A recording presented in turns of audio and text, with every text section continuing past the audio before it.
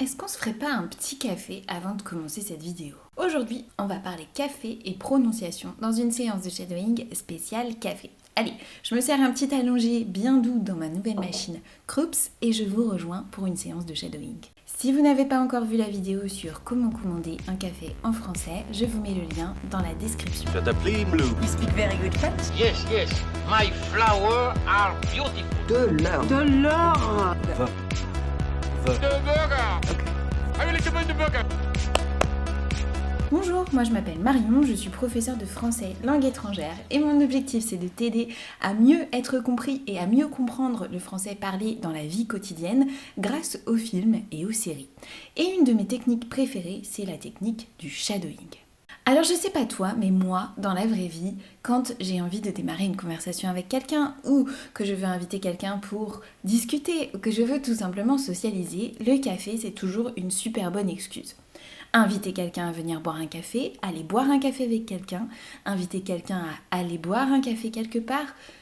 Vous avez quelqu'un chez vous, vous lui proposez un café, c'est toujours un super point de départ pour une conversation. Aujourd'hui, grâce au shadowing, je vais te donner plusieurs manières de commencer une conversation par un café. C'est parti, on y va. Dans cette vidéo, vous allez pratiquer la technique du shadowing et c'est important qu'on fasse ici quelques petits rappels. Si tu ne connais pas du tout la technique du shadowing, je t'invite à voir mes précédentes vidéos. Cette technique, elle vous permet d'imiter un français natif quand il parle français et elle a deux objectifs. Le premier, d'améliorer votre compréhension orale et le deuxième, d'améliorer aussi votre diction. Mais le premier, c'est vraiment d'améliorer votre compréhension orale. Le shadowing, l'objectif n'est pas de répéter exactement, parfaitement comme les acteurs, mais d'aller chercher les petites différences entre ce que vous lisez, la manière dont vous le prononcez et la manière dont c'est prononcé par des Français natifs.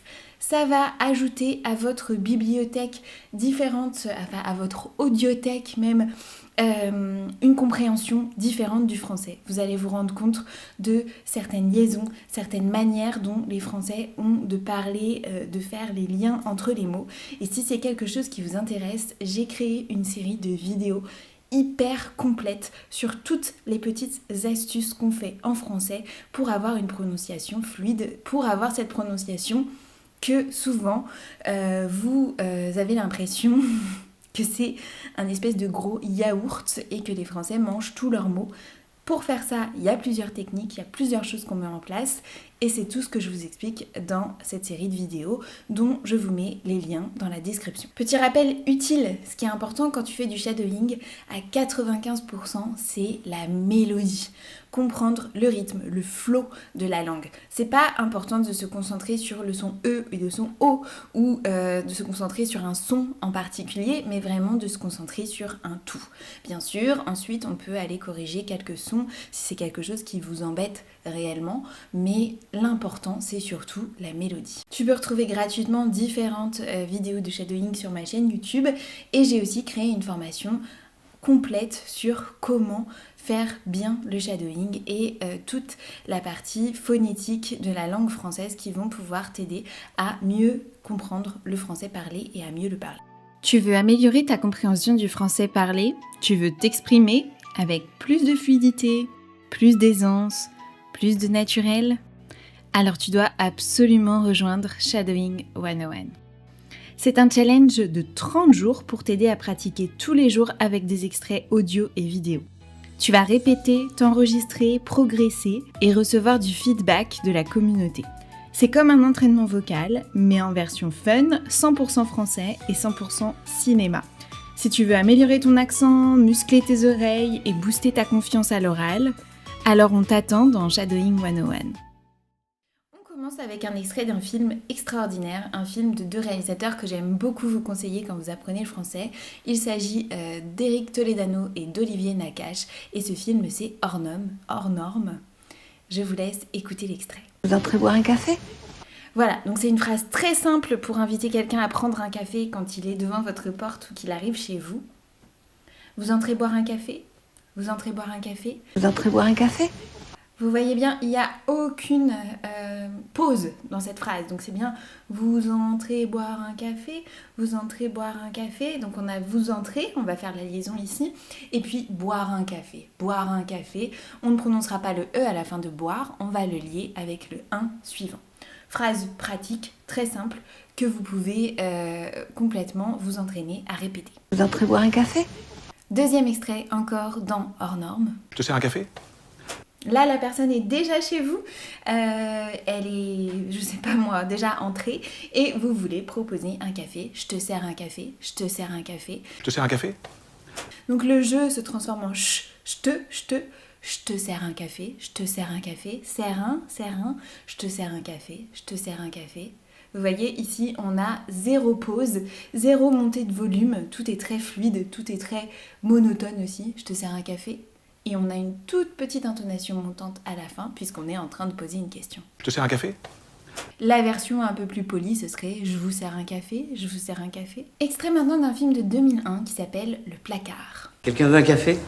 Encore une fois, vous voyez, on a différentes syllabes et on a différents mots, mais on a vraiment l'impression que c'est un seul long mot. Quelqu'un veut un café, quelqu'un veut un café, quelqu'un veut un café. Quelqu'un veut un café? Ici, la difficulté, ça va être le E1, veut un café, quelqu'un veut un café. Quelqu'un veut un café? Quelqu'un veut un café. Ok, vous pouvez vous entraîner à le répéter doucement. Une idée aussi quand une phrase est un peu difficile, c'est d'aller allonger les dernières syllabes. Quelqu'un veut un café, allonger toutes les voyelles. Sachant qu'en français, on va essayer d'être, encore une fois, le plus plat, le plus monotone possible. Et bien sûr, ici, puisque c'est une question, à la fin, on va augmenter, monter un tout petit peu l'intonation, faire quelque chose de plus aigu. Quelqu'un veut un café? Quelqu'un veut un café? Pas forcément plus fort, mais plus aigu. Quelqu'un veut un café? On continue avec un extrait de La French avec Jean Dujardin. J'allais me faire un café, ça vous laisse le temps de réfléchir. Hein? On va prendre juste la première partie de cet extrait. Je vais aller me faire un café. Je vais aller me faire un café. Je vais aller me faire un café. Je vais à. Donc ici, on va avoir la liaison. On va enlever le E, ça va faire un je vais. Je vais à. Je vais aller me. Avec le me de me faire.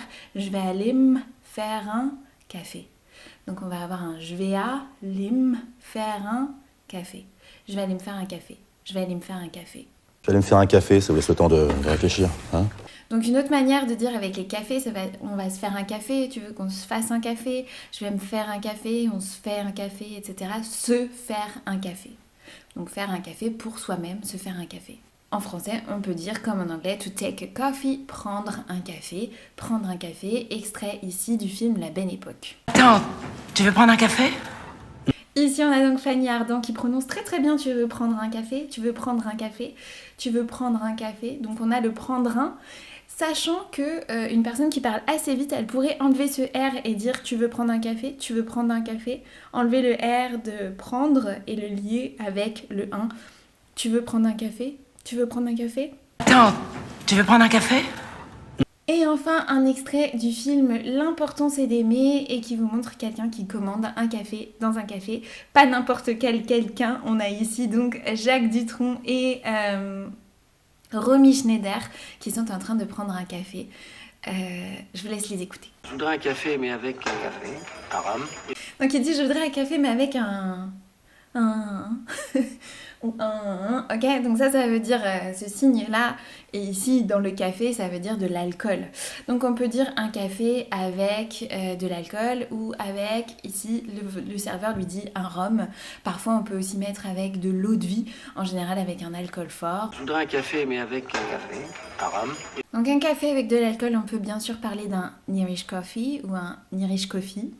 Vous allez le prononcer avec l'accent français, un Irish coffee.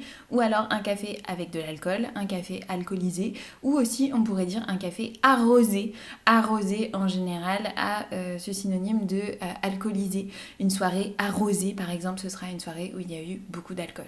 Je voudrais un café, mais avec un café, un rhum.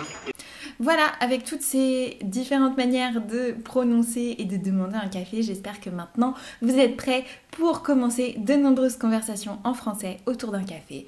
Je vous souhaite une très bonne continuation dans votre apprentissage et je vous dis à très bientôt autour d'un petit café, pourquoi pas.